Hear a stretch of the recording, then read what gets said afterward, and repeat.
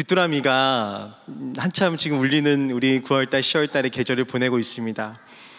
참 요란스럽게 막 귀뚜라미 소리가 들리더라고요. 집에 있는데요, 5층에 아파트 5층에 지나는데 이상하다, 왜 귀뚜라미 소리가 이렇게 들릴까? 왜 5층인데 1층, 2층 정도에서 들려야 될 귀뚜라미 소리가 왜 5층까지 들릴까라는 의문만 갖고 한 일주일 이상을 지내게 되었습니다. 자, 그런데 그냥 이게 또 들리나 보다, 베란다 창문을 닫아볼까? 닫았는데도 역시나 이 귀뚜라미 소리가 멈추질 않는 거예요. 잠을 11시쯤 자는데 12시면 너무 시끄럽게 그 귀뚜라미 소리가 저를 깨웁니다. 뒤척거리면 갑자기 소리가 멈춰요. 1시가 됐어요. 또 시끄럽게 울기 시작합니다. 또 뒤척거리니까 귀뚜라미 소리가 안 들리기 시작하는 거예요. 그렇게 일주일 이상을 지냈는데 웬일입니까? 귀뚜라미가 집에 있었던 거예요. 그래서 제가 어떤 생각이 든 줄 아세요? 귀뚜라미 결국은 잡았습니다. 잡고 나서 문득 하나님께서 저에게 이런 메시지를 주시는 마음이 들더라고요. 박 목사, 아들아, 믿음의 소리를 갖고 움직이면은 세상도 꼼짝하지 못해. 그런데 믿음의 움직임을 갖고 행동하지 않으면 세상의 소리가 크게 들릴 수밖에 없단다 라는 깨달음을 주시더라고요. 사랑하는 우리 안산 빛나게 모든 성도님들에게 축복합니다. 믿음의 소리를 갖고 세상 앞에 나가게 되시길 축복합니다. 믿음의 소리를 갖고 세상 앞에 나아간 자는 승리케 될 줄을 믿습니다. 오늘 여호수아가 리더로서 모세가 죽고 난 이후에 하나님 앞에 딱 서서 첫 임무를 담당하게 됩니다. 자, 근데 그 첫 담당하는 임무가요, 쉽지는 않았습니다. 어떤 임무냐? 요단강을 건너가야 합니다. 근데 하필 그 시간, 그 계절이 어느 때였냐? 우기였습니다. 비가 한참 많이 내리고 우기 때 절대로 이 요단강을 건너갈 수가 없습니다. 그 이유는 이 요단강을 건너가려면요, 우기 때는요, 이 3km를요 막 헤엄을 쳐서 가야 되는데 물살이 너무 센 거예요. 그것뿐만이 아닙니다. 물 수중의 깊이가요 적어도 3m 이상은 됩니다. 그러니 당시에 200만 명이 넘는 이스라엘 백성들의 공동체를 데리고 이 요단강을 건너간다는 것은 이 여호수아에게 있어서는 큰 하나의 과제이면서도 지도자로서 내가 하나님 앞에 어떻게 쓰임받고 또 200만 명이 되는 이 많은 사람들, 그냥 사람들이 아니거든요. 힘든 사람도 있겠죠. 육체적으로 어린아이들도 있겠죠. 노인들도 있겠죠. 몸에 건강이 안 좋은 사람들도 많이 있겠죠. 그것뿐만 아니라 가축들도 함께 이끌고 가야 합니다. 여호수아의 입장에서는 이 숙제를 넘어서야 합니다. 그 입장에서 여호수아의 마음은 당연히 떨릴 수밖에 없습니다. 혹 지도자로서 내가 한 사람이라도 목숨을 해하거나 혹시라도 불편한 마음을 주면 어떻게 할까라는 걱정과 근심을 당연히 여호수아는 가질 수밖에 없는 상황이었습니다. 하지만 건기 때는 이 요단강 건너가는 너무 쉽습니다. 수중도 밑이요, 깊이도요 채 1m도 되지 않습니다. 30m의 폭밖에 되지 않아요. 그러니 얼마든지 건기 때는 건너갈 수 있는 상황. 하지만 앞서 말씀드렸던 것처럼 이 상황은 지금 건기가 아니라 하나님께서 자연을 통해서 한참 비를 많이 내리시는 우기철이었습니다. 여호수아 무엇을 선택하게 됩니까? 그 요단강 앞에 3일 동안 진을 치고 하나님께 묻기 시작합니다. 하지만 하나님은 끊임없이 말씀하십니다. 여호수아야, 반드시 건너가야 된단다 라고 말씀하고 있습니다. 여호수아는 3일 동안 무엇을 하냐? 하나님, 제가 어떻게 이것을 건너가길 원하십니까? 하나님, 지금 상황이 이런데, 현실이 이런데 건너가야 된다라고요? 말이 되지 않습니다. 하지만 하나님께서 여호수아에게 말씀하시는 말씀이 있었습니다. 여호수아야, 너는 나만 보고 따라가야 된단다 라고 주님 말씀하고 있다는 것입니다. 더욱이 여호수아는 이 3일 동안 무엇을 깨달았냐? 내 힘으로 할 수 없구나. 내 지혜로도 할 수 없고 내 능력으로도 할 수 없으며 더 나아가서 내 판단이 앞서는 삶이 아니라 하나님의 생각과 하나님의 마음이 앞서는 리더가 되어야 되는구나 라는 것을 그 자리에서 깨달았다는 것입니다. 우리 사랑하는 성도님들에게 축복합니다. 내 힘으로 할 수 없습니다. 맡겨드릴 때 하나님의 은혜가 임할 줄을 믿습니다. 우리의 가정도 마찬가지입니다. 우리의 사업장도 마찬가지입니다. 우리의 자녀들의 인생의 삶도 마찬가지입니다. 내가 해줄 수 있는 것은 없습니다. 오직 주님께 맡겨드렸을 때에 하나님의 은혜가 그곳에 임하게 될 줄을 믿습니다. 여호수아는 그렇게 결단하게 됩니다. 아, 그래, 내 힘으로 할 수 없었구나. 그래, 내 의지로 할 수 있는 것이 아니었구나. 하나님께서 가라 하시면 가는 거고 멈추라면 멈추는 것이 내가 해야 할 도리였구나. 그리고 다시 한 번 더 재정비를 합니다. 4일째가 되었습니다. 진중에 많은 사람들을 모여놓고 여호수아가 이렇게 말합니다. 우리들 이제 함께 나갈 채비를 해야 합니다. 비록 지금 이 앞에 많은 물살이 우리를 위협하는 것 같지만 또 우리가 한 발짝 내딜 그 순간 우리가 그 물살에 휩싸여서 떠내려갈 수 있는 상황이지만 하나님 우리에게 가라 명령하십니다. 하지만 가라 하실 때 그냥 가라 말씀하시지 아니하고 우리에게 분명한 메시지를 주셨습니다. 그것은 무엇이냐? 언약궤를 메고 제사장들이 함께 먼저 앞서가라 말씀하셨습니다. 우리는 그것만 보고 따라가야 된다고 주님 말씀하십니다. 자, 근데 여기서 끝나지 않습니다. 하나님께서 어떻게 말씀하시냐? 약 2000규빗이나 되는 거리를 두고 함께 언약궤만 바라보고 따라가라는 것입니다. 2000규빗 한 980m에서 한 1km 정도 되거든요. 근데 그것을 그 언약궤만 보고 따라가라는 거예요. 어떤 의미일까요? 내가 하겠다라는 거예요. 누가요? 하나님께서 하시겠다라는 거예요. 군대에 가서 저는 복무생활 2년 6개월 했거든요. 19살에 갔어요. 19살에 강원도 인제에 가서 복무생활을 하는데 행군을 하거든요. 30km 완장구장을 하고 30km 아마 좀 넘게 했던 것 같아요. 이제 그 당시에 발목도 안 좋았어요. 제가 축구, 농구 다 좋아해요. 근데 안 하는 이유가 있어요. 거칠어져요. 그냥 죽기 살기로 하니까 이제 제가 그 죽기 살기로 하는 게임에서 제가 먼저 죽을까봐 축구, 농구 하지 않습니다. 그래서 제가 헬스를 선택한 거예요. 왜 성도님들이 물어요 자꾸? 왜 목사님 축구, 농구 안 해요? 저 살려고요. 그래서 제가 헬스만 해요. 근데 당시에 발목이 너무 안 좋았어요. 농구를 하다가 저희 동기가 저를 밀어버렸는데 발목이 완전히 딱 90도 이상으로 들어가 버렸어요. 발목 제껴졌어요. 그 안 좋은 상태에서 군장을 메고 이제 행군을 하기 시작하는데 얼마나 무겁겠습니까? 지금 제가 한 75kg 정도 들을 수 있어요. 근데 당시에는 저 진짜 말랐었어요. 60kg도 아마 안 됐었을 것 같아요. 근데 그 무거운 완장군장을 메고 총까지 메고 막 앞을 가는 거예요. 힘들죠, 당연히. 포기하고 싶죠. 근데 지휘관들이 꼭 하는 말이 있어요. 무엇이냐? 앞만 보고 앞사람만 보고 가라는 거예요. 앞사람만 보고 귀엽고 한 걸음 한 걸음 내디디니까 도착할 지점에 딱 도착하게 되더라고요.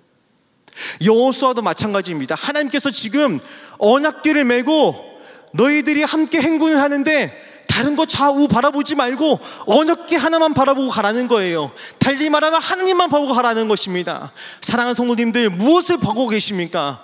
우리의 인생의 삶의 좌우를 살피면 물론 편안하고 안락하고 도움을 줄 수 있는 많은 것들이 있습니다. 하지만 세상보다 크신 여호와를 바라보는 그 순간 우리의 모든 문제는 해결될 줄을 믿습니다. 여호와보다 능력이신 그 하나님 만군의 여호와 주님께서 우리의 편에 항상 함께 하시니 우리는 겁날 것이 없는 줄을 믿습니다. 그렇게 여호수아가 언약궤만 바라보고 가라고 명령합니다. 제가 얼마 전에 고속도로를 타고 운전을 하는데 계속 제 눈시야에 깜빡깜빡거리는 문구가 아직까지도 제 마음에 새겨지고 있습니다. 얼마 전에 충북 괴산에 저희 교구 성도님께서 목사님 꼭 신방 와주세요. 저희 집 이쁘게 해주셨는데 오셔서 축복의 말씀해 주세요 라고 말씀하셔서 충북 괴산을 가는데 그날 운전만 6시간을 했어요. 근데 계속 형광판에 문구가 계속 뜨는데 어떤 문구였냐면 크루즈 기능을 믿지 말래. 여러분들 아시죠? 크루즈 기능. 남자분들 아마 아실 거예요. 일정 속도를 맞춰놓고요, 일정 자동차 거리를 유지한 상태에서 그 속도를 놓고 차가 악셀 밟지 않아도요 자연스럽게 가는 거예요. 차가 이렇게 앞에 있으면 자연스럽게 차 속도가 점점점 줄어듭니다. 그게 크루즈예요. 그런데 이렇게 뜨는 거예요. 크루즈 기능을 믿지 말고 운전대를 꼭 잡고 전방을 주시하라는 거예요. 그 순간 하나님께서 딱 깨닫게 해주시더라고요. 박 목사, 나만 보고 가야 돼. 말씀 붙잡고 나만 보고 가는 거야. 그래야 승리할 수 있어. 그래야 잘 갈 수 있어. 그래야 옳은 길을 갈 수 있어 라고 주님께서 저에게 말씀하시는 말씀으로 들리게 되더라고요. 사랑하는 성도님께 다시 한번 축복합니다. 우리가 바라봐야 할 것은 말씀인 줄 믿습니다. 우리가 붙잡아야 될 것은 오직 주님밖에 없는 줄을 믿습니다. 그렇게 걸어갈 때에 우리가 진리 앞에 서서 세상이 아무리 우리의 삶과 우리의 마음을 유혹한다 할지라도 승리케 되어지는 하나님의 능력을, 그 기적을 우리의 것으로 만들어가게 될 줄을 믿습니다. 그렇게 여호수아 언약궤를 바라보고 함께 가야 된다고 이스라엘 백성들에게 당부합니다. 하지만 현실은 만만치 않습니다. 왜 그렇습니까? 여전히 우기예요. 강물을 봤습니다. 강물 마르지 않았습니다. 언제 마를까? 언제 마를까? 하지만 하나님 명령하십니다. 발을 내디뎌라. 너의 발바닥을 떼서 그곳에 발을 담거라 라고 주님 말씀하십니다. 하나님께서 여호수아에게 이미 말씀하셨습니다. 1장에 보면은 여호수아야, 내가 밟는 모든 땅을 너에게 이미 주었노라 말씀하셨습니다. 과거형이 아닙니다. 현재형이었습니다. 이미 완료형으로 끝났었습니다. 여호수아야, 내가 모든 밟는 땅을 너에게 이미 주었는데 무엇 때문에 겁을 내고 있느냐라고 주님 말씀하고 있었다라는 것입니다. 여호수아 명령합니다. 하나님의 명령이 말을 내딛고 함께 나아갑시다. 어떻게 됐을까요? 발을 내딛는 그 순간 모든 물살이 탁 멈춰버렸습니다. 여기서 아멘이 너무 작은데요? 우리의 인생도 다시 한번 고백합니다. 하나님께서 돌풍이 일어나도, 풍랑이 일어나도, 우리 인생의 모든 것들이 꺼지고 패어지고 휩싸여지고 엉켜있다 할지라도 주님께서 명령하신 대로 순종하는 자에게 하나님의 은혜를 누리는 하나님의 사람으로 축복하실 줄을 믿습니다. 이전에 우리가 한 번 더 그런 경험들 많이 하잖아요. 순종하면 되는구나. 여호수아도 마찬가지예요. 여호수아도 하나님의 말씀대로 딱 발을 내딛자마자 그 물줄기가, 거셌던 물줄기가 딱 멈춰버리는 거예요. 성서학자들이요, 이 지리를 연구하는 학자들이 이런 이야기를 해요.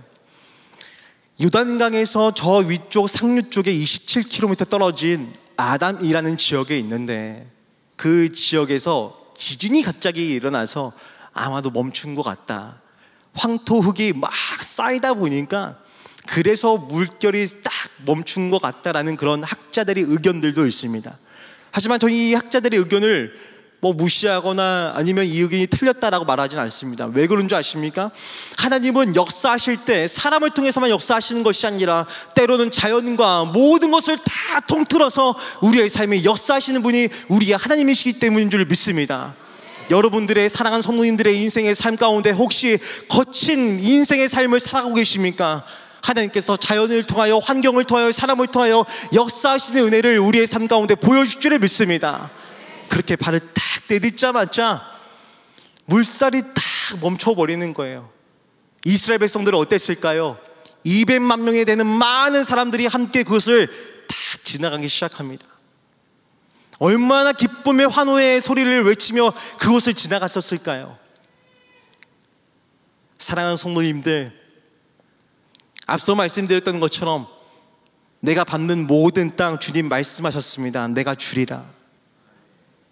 신앙인들은요, 신앙생활 할 때 꼭 명심해야 할 것이 있습니다.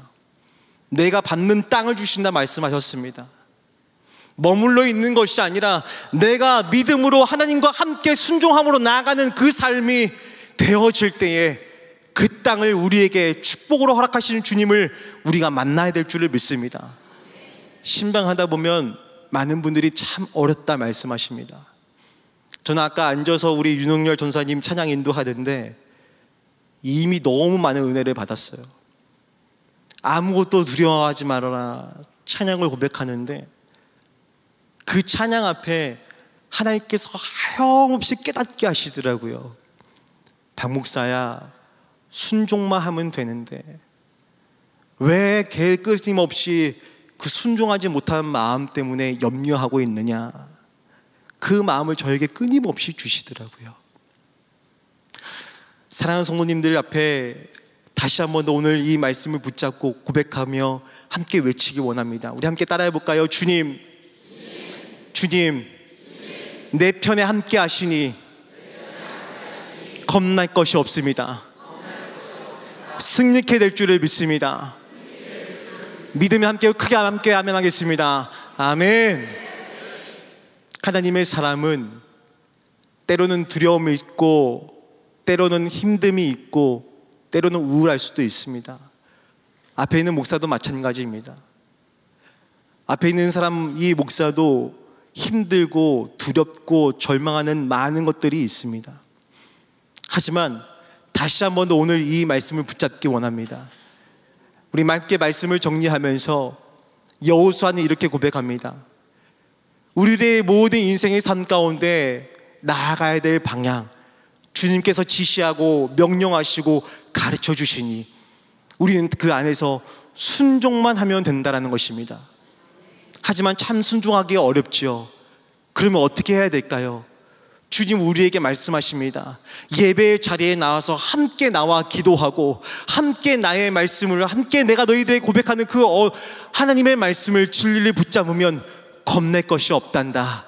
주님 말씀하십니다. 사랑하는 성도님들, 다시 한 번 더 축복합니다. 인생의 삶 험난합니다. 무너질 것들, 내 앞에 보여진 모든 것들 하나하나가 또 때로는 버겁기도 하고, 우리 가장분들, 남성분들 힘들고 어려운 경제의 시간들을 보내고 있잖아요. 사업장도 일터도 때로는 포기하고 싶고 다 내려놓고 싶기도 하고, 아내분들도 마찬가지잖아요. 옆에서 바라보는 남편의 모습 보면서 저 어깨가 얼마나 무거울까, 저 어깨가 얼마나 버거울까. 여보 그만해, 이쯤이면 됐어 라고 말하고 싶을 때가 한두 번이 아니잖아요. 하지만 오늘 우리 주님께서 우리에게 말씀하십니다. 내가 먼저 앞서서, 너희보다 먼저 앞서서 내가 모든 것을 다 인도할 테니 나만 보고 함께 가자. 주님 말씀하십니다. 그 말씀 붙잡고 우리 사랑하는 모든 안산 빛나교회 성도님들이 담장을 넘어서 뻗어나가는 이 가을의 그 축복의 열매가 사업장과 일터와 자녀들과 모든 후손들의 삶에 가득 넘치시게 되시기를 주님의 이름으로 간절히 축복합니다. 기도하겠습니다.